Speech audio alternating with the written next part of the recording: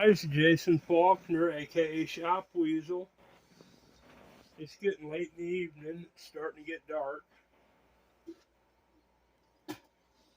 I uh I was impressed by getting 30 views within 22 minutes of me posting my inquiry if you guys wanted to hear more details about my cart.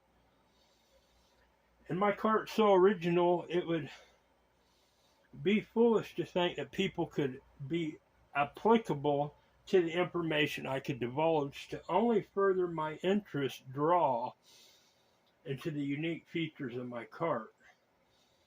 So I don't really have to protect much once I think deep into it. So I'll just make individual videos. Why not? This one is my braking system for the rear. And you don't see it yet because I haven't developed it on my cart yet. It's a planned improvement that I'm going to do when I have the steel molds made that'll make this frame. And I will have to have the designs incorporated and engineered into the mold, the heavy steel mold, when they mill it out. So you can't see it, but there's going to be two channels molded in this handle frame on the outside where the tape measure is, that are raised off the face of it, channels. Just a channel facing each other, so I can mold a bar, a slide bar that'll fit in that channel and freely move up and down, but securely so it can't move anywhere. It'll be locked into position, so it'll act like a brake arm. And I'll have it from about starting here down to about here. This raised lip, if you would. One on each side, facing one another. So my rectangular plastic brake bar can freely slide up and down in it. And right about down in here will be a strap of plastic,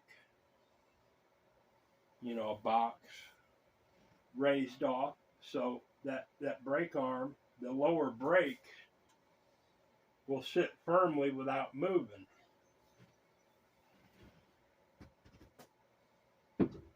It'd just be a tunnel, from here, raised off and attached to these runners will be a solid piece of plastic connecting the two, raised off the flat with the others, about yay wide. Something beefy enough to when you put the brakes on, this tunnel will serve as a bracing there, but also a support for the brake tab that you can push down to release the brake, and hold the return spring that once you release the brake, it pops the spring up a little.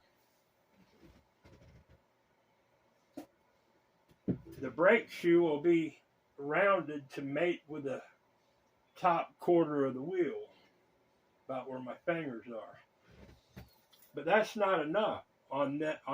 This has got to be all heavy duty, because if you have 100 or 150 pounds on the cart, or even 200 pounds, when you hit the brakes, it's got to be solid, designed to hold the weight.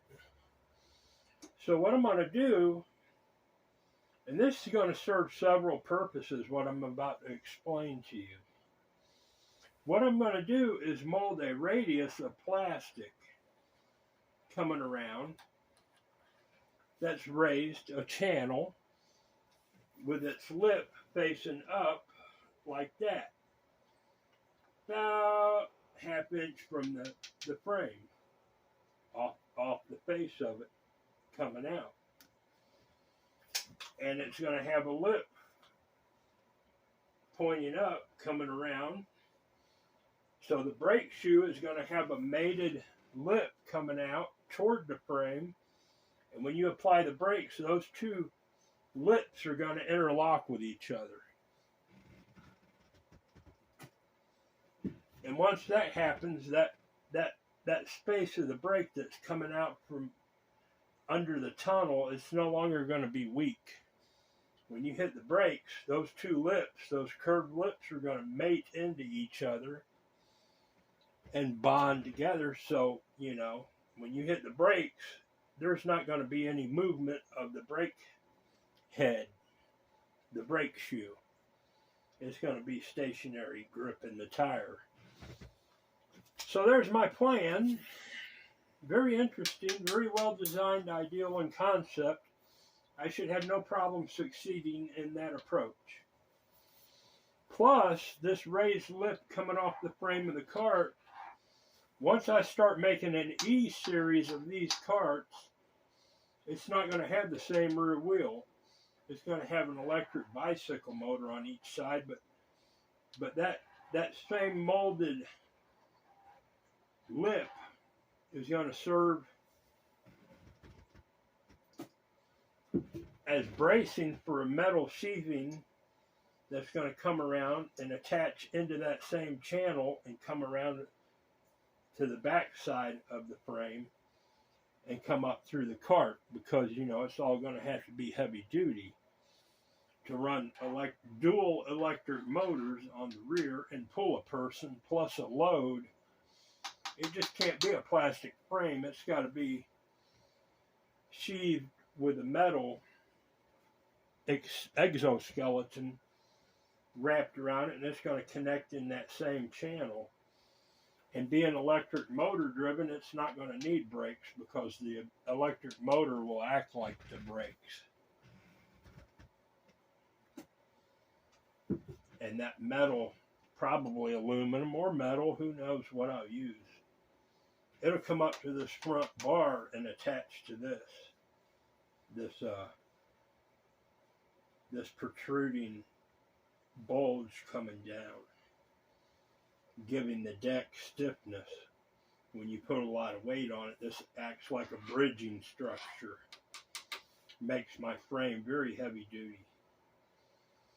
And my electric E series will attach to this front bridging structure toward the middle and the front of the cart, and it'll bolt through here and hook into this lip so it can't drop back down, and it'll support the electric motor and the heavier duty drive wheels that it takes.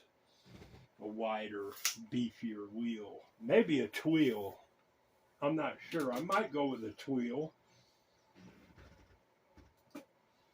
But at that point, it'll be 2 or 3 years down the road, and I will have investigated all advanced engineering opportunities to make a smooth ride and do a lot. You guys will be very impressed. But this is here and now. This is my starting point.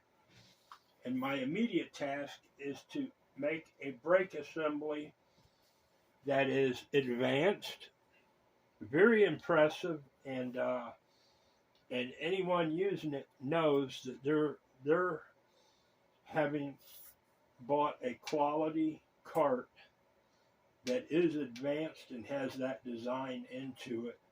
So when the first time they press their brake down, they're going to look and see what's happening. And when they see those two lips mated together, they know their brakes are solid. And the cart will not move. Cannot move until they press the tab and release the brakes manually. Now, on special orders, I could forego the manual applied brake rod and incorporate a handle brake up here on the handle that when you squeeze it, it applies the brakes and lets off. But that's a more expensive feature that I'm not going to go into now because I haven't even given that much thought. That is not important to me as a standard feature like this is. And it is not economically viable for me to even consider at this time. So it's just a forethought. But this lip here is a very advanced sound engineering decision that I made. And I'm enthralled to present anyone out there interested in my cart, maybe investors, into what this cart's going to look like with that aspect there. So this is Jason Faulkner, aka Shop Weasel. I'll be uploading this video now, and I'm about to make my next video, which details a little more architectural upgrades that I'm going to do to the frame here and there. So check out my other video here in a little while. Thank you. AKA Shop Weasel. Have a good day.